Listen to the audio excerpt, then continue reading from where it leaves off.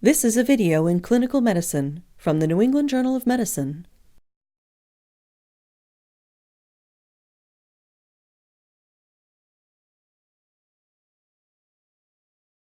Pneumatic otoscopy and cerumen removal will be discussed in this video.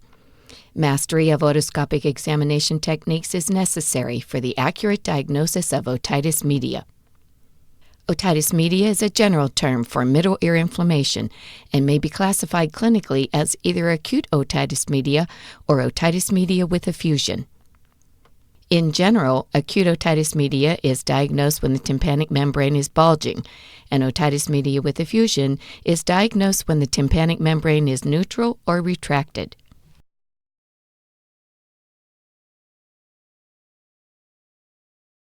Otoscopic examination is indicated in children who have an upper respiratory tract infection, who exhibit unaccustomed tugging of the ears, or who have irritability, difficulty sleeping, fever, otalgia, otorrhea, or hearing loss.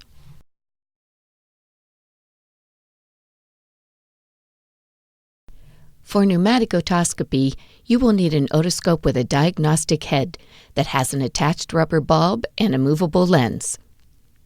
Cerumen removal is most readily accomplished using an otoscope with a surgical head, but a diagnostic head also may be used.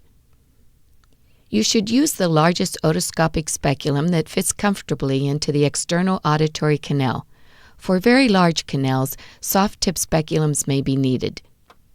An appropriately sized blunt ear curette can be used to remove large pieces of cerumen. Metal curettes are preferable to plastic curettes. The rigid and delicate loop on the metal curettes allows for finer dissection. If small fragments of cerumen remain after using the blunt curette, use an applicator with a non-serrated triangular tip wrapped with cotton. This can also be used to clear otorrhea in children with acute otitis media who have ruptured tympanic membranes. To ensure that there are no leaks, squeeze the rubber bulb and then place your finger on the tip of the speculum.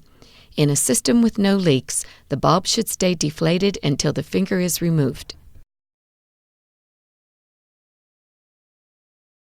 Older children and cooperative younger children may be examined in the sitting position, either in their parent's lap or on the examination table.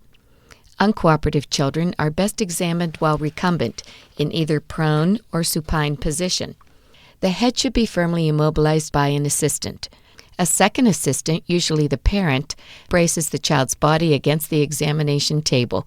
Depending on the child's position, one of the assistants must also firmly hold the child's hands. With the child fully immobilized, and with the child's head secured by an assistant, insert the otoscope into the external auditory canal using your dominant hand. Once in the proper position, use your non-dominant hand to hold the otoscope in place. Partially displace the lens of the otoscope and insert the blunt ear curette into the speculum. Under direct visualization, advance the loop of the curette behind the piece of cerumen. Do not attempt to break through the cerumen, as this may result in further impaction. Rather, try to pass the loop of the curette behind the piece of cerumen, being careful not to traumatize the walls of the external auditory canal or the tympanic membrane with the curette. If small amounts of cerumen still remain, insert the triangular applicator wrapped in cotton approximately 0.5 centimeters in the canal. Twist the applicator while withdrawing it from the canal. Alternatively, you may use an irrigation technique. Obtain a large syringe filled with lukewarm water connected to butterfly tubing to flush out the cerumen.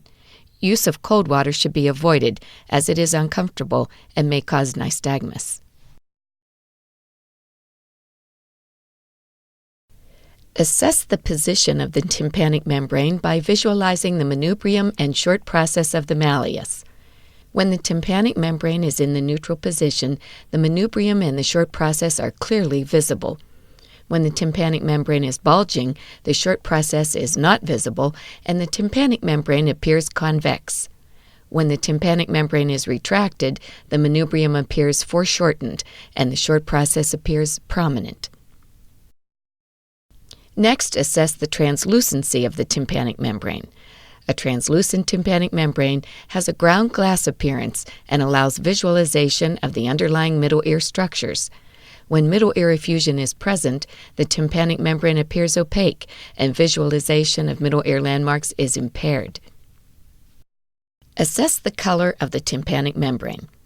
Although color alone is not diagnostic, an amber color usually indicates the presence of otitis media with effusion.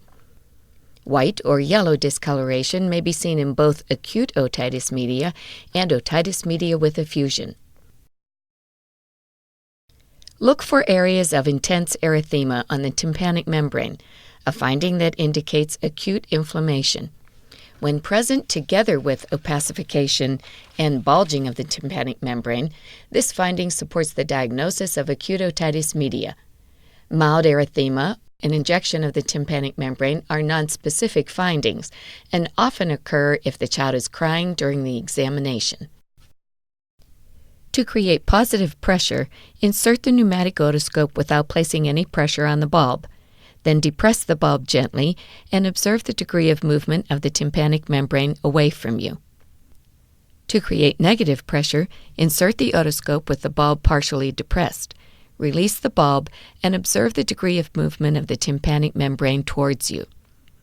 In the absence of middle ear effusion, the tympanic membrane will move briskly. When middle ear effusion is present, as in acute otitis media or otitis media with effusion, mobility will be decreased or absent. A common mistake is to use a speculum that is too small relative to the size of the ear canal, which causes a leak in the system.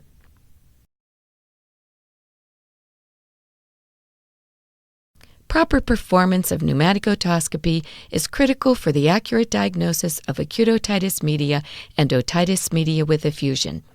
Clinicians should master this technique in order to provide optimal care for children with this common condition.